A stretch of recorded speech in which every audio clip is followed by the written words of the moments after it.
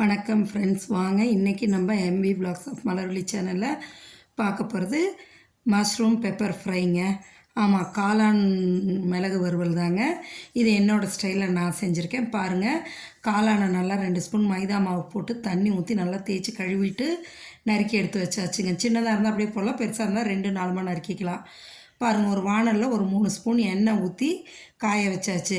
இதில் நல்லா வெங்காயமும் தக்காளி நிறையா போட்டுக்கலாங்க. வெங்காயம் எந்த அளவு போடுறோமோ அந்தளவு டேஸ்ட் நல்லாயிருக்கும். நான் நல்லா பெரிய வெங்காயம் ஒரு 3 வெங்காயம் எடுத்து பொடியாக சாப்பரில் போட்டு நறுக்கி எடுத்து போட்டு இந்த அளவு வதக்கி எடுத்துடணுங்க.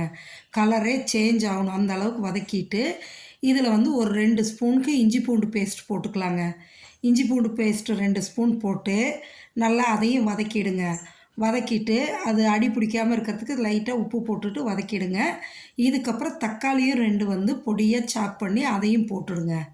போட்டு தக்காளியும் நல்லா பொடியாக நறுக்கிடுங்க. இல்லை சாப்பர்லேயே போட்டு எடுத்துடலாம். எடுத்துட்டோம்னா இந்த அளவு, ஏன்னா அது சீக்கிரம் நல்லா வதங்கி வரும், அதுக்காக தான். நல்லா அதுவும் எண்ணெய் பிரிஞ்சு இந்த அளவு வதங்கணுங்க.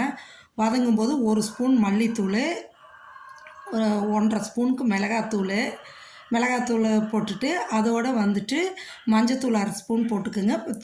ஜீரகத்தூள் 1/2 ஸ்பூனு, பெருஞ்சீரகத்தூள் 1/2 ஸ்பூன் போட்டு இந்த தூள் கருகாமல் அப்படியே பிரட்டி விடுங்க. எண்ணெயிலேயே பிரட்டி விட்டு ஒரு 1/2 டம்ளர் தண்ணி ஊற்றுங்க, போதும்.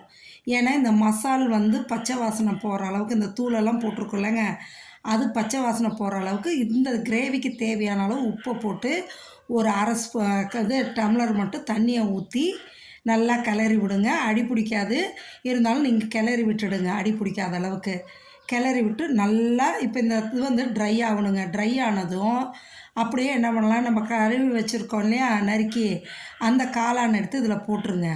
போட்டு பொறுமையாக கிளறி விடுங்க. தண்ணி ஊற்றிடாதீங்க, ஏன்னா இந்த காளானே தண்ணி விடும் வேகும்போது.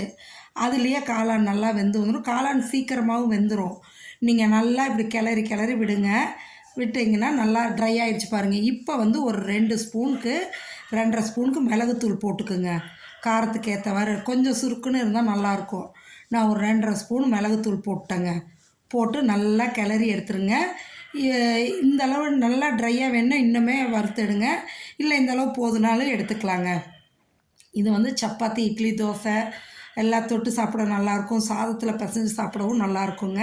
நான் நல்லா இந்த அளவு ட்ரை ஆக்கிட்டு எடுத்துட்டேங்க. சூப்பரான காளான் மிளகு வறுவல் ரெடி ஆகிடுச்சு. வாங்க எல்லோரும் சாப்பிட்லாம். நீங்களும் இதேமாரி செஞ்சு சாப்பிட்டு பார்த்துட்டு எப்படி இருக்குன்னு சொல்லுங்கள். அவ்வளோ டேஸ்ட்டாக இருக்குங்க. அதோட ஒரு கோலமும் நான் போட்டு காமிச்சிருக்கேன் பாருங்கள். 11.6 வரைக்கும் சுற்றி 1 வரைக்கும் வச்சுடுங்க. ஸ்டார் ஷேப்பில் தான் இருக்கும். அவ்வளோ அழகாக இருக்கும். சிம்பிளான கோலங்க, ஆனால் வாசலில் போட்டால் சூப்பராக இருக்கும், நல்லாயிருக்கும். கலர் கொடுத்தும் போடலாம், அது நம்மளோட சாய்ஸு. நீங்களும் போட்டு பாருங்கள். இந்த மஷ்ரூம் பெப்பர் ஃப்ரையை செஞ்சு சாப்பிட்டு பாருங்கள். அவ்வளோ டேஸ்ட்டாக இருக்குங்க. சைவ பிரியர்களுக்கு அவ்வளோ பிடிக்கும். செஞ்சு ஒரு தடவை நீங்கள் ட்ரை பண்ணி பார்த்தீங்கன்னா அடுத்தாப்புல இதவே செய்வீங்க, விட மாட்டீங்க. அவ்வளோ நல்லா இருக்குங்க. பாருங்கள், இதேமாரி சென்டரில் ஃபஸ்ட்டு போட்டுட்டு அப்புறமா நம்ம சுற்றி 6 பக்கமும் லைனாக போட்டுட்டோன்னு வைங்களேன், அவ்வளோ அழகாக இருக்கும் இந்த கோலங்க. வாசலில் போடும்போதும் நல்லாயிருக்கும். நீங்களும் போட்டு பாருங்களேன், சூப்பராக இருக்கும். இந்த மார்கழி மாதத்தில் இந்தமாரி பெரிய பெரிய கோலமாக போடலாங்க. நான் இன்னுமே பெருசாக போடலாம், வேண்டாம் இந்த அளவே போதும் சிம்பிளாக போடுறதுக்கு. ஏன்னா எல்லாம் மார்னிங் பார்த்திங்கன்னா ஆஃபீஸ் கோயஸாக இருப்பீங்க, எல்லாம் குழந்தைங்கள கிளப்பணும், எல்லாத்துக்கும் நம்மளுக்கு டைம் வேணும்ல.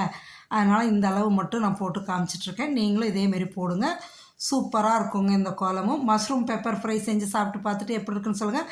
மறக்காமல் நம்ம சேனல் சப்ஸ்கிரைப் பண்ணுங்கள். Thank you viewers.